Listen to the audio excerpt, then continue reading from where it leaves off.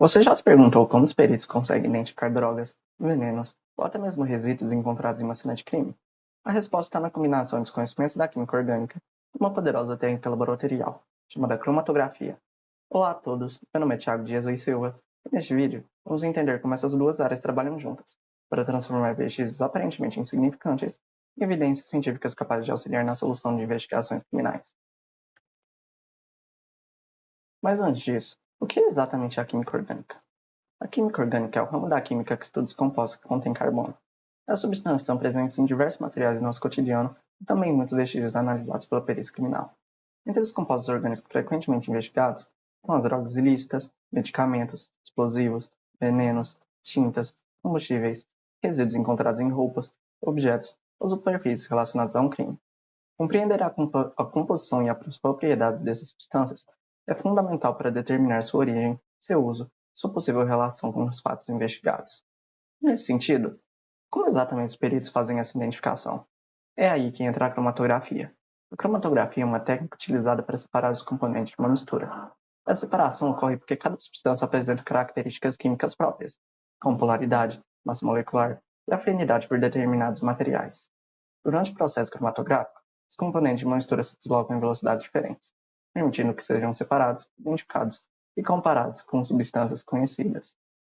Nesse sentido, eu vou estar falando primeiro sobre a cromatografia em papel, que é uma das técnicas cromatográficas mais simples e utilizada para separar e identificar os componentes de uma mistura, como tintas, extratos de plantas e aminoácidos. Essa técnica funciona porque cada substância da mistura possui uma afinidade diferente por duas fases, a fase estacionária e a fase móvel. Na cromatografia em papel, a fase estacionária é a água que fica retida entre as fibras de celulose do papel.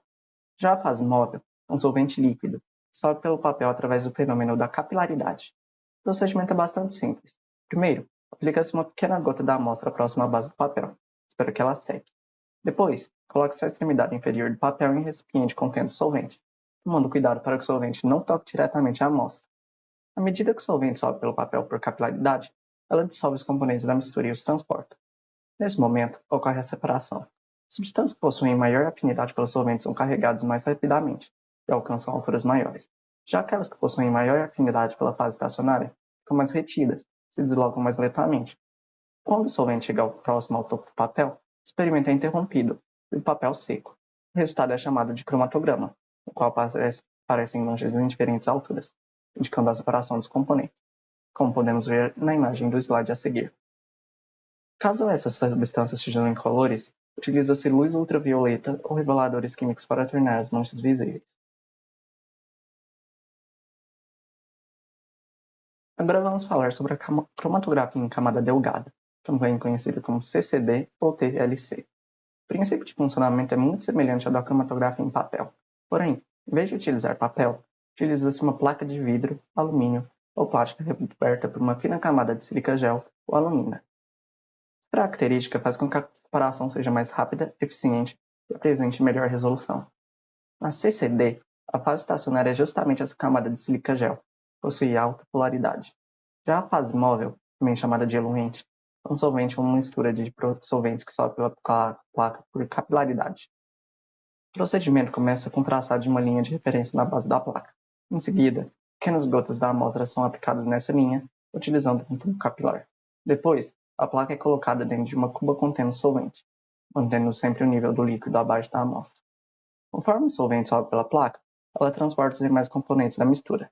Os compostos mais polares interagem mais intensamente com a sílica gel, permanecendo retidos por mais tempo, e, por isso, deslocam-se menos. Já os compostos menos polares apresentam maior afinidade pelo solvente, sendo transportados mais rapidamente e atingindo posições mais altas na placa.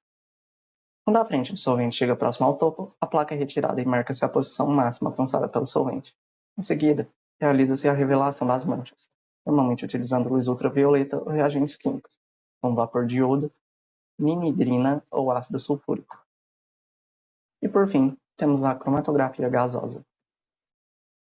Diferentemente das técnicas anteriores, a cromatografia gasosa é realizada em um equipamento automatizado, chamado de cromatográfico a gás. Ela é utilizada principalmente para separar, identificar e quantificar compostos voláteis e que sejam estáveis ao aquecimento. Nessa técnica, a fase móvel é um gás inerte, chamado de gás de arraste, como hélio, nitrogênio ou hidrogênio. Este gás não reage com a amostra, sua função é apenas transportá-la através do sistema. Já a fase estacionária encontra-se dentro da coluna cromatográfica. Pode ser formada por um sólido adsorvente ou, mais frequentemente, por um líquido de alto ponto de ebulição, revestindo a parede interna da coluna.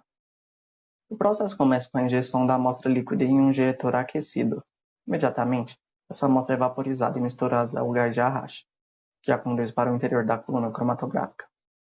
Durante o percurso pela coluna, os diferentes componentes da mistura interagem de maneira distinta com a fase estacionária. Os compostos que possuem maior afinidade pela fase estacionária, ou que apresentam menor volatilidade, permanecem mais tempo na coluna e se deslocam mais lentamente. Em contrapartida, os compostos mais voláteis, ou com menor interação com a fase estacionária, percorrem a coluna mais rapidamente. Ao sair da coluna, cada composto chega ao detector em momentos diferentes. Esse detector transforma a passagem das substâncias em sinais elétricos, que são enviados a um computador. O computador registra esses sinais na forma de um gráfico chamado de cromatograma. Cada pico representa uma substância presente na mistura. O tempo em que cada composto leva a atravessar toda a coluna é chamado de tempo de retenção, um parâmetro muito importante para a identificação de substâncias analisadas. Enfim, com isso torna óbvio como a química orgânica fornece o conhecimento necessário para compreender os compostos presentes nas evidências, enquanto a cromatografia, por sua vez, permite separá-los e identificá-los com precisão. Juntas, essas áreas desempenham um papel fundamental na perícia criminal moderna, transformando vestígios quase imperceptíveis em provas científicas confiáveis. Graças à ciência, à tecnologia e ao conhecimento químico, é possível esclarecer fatos, reconstruir eventos e contribuir para que a justiça seja aplicada de forma mais precisa. Obrigado pela sua audiência e tenha uma ótima semana.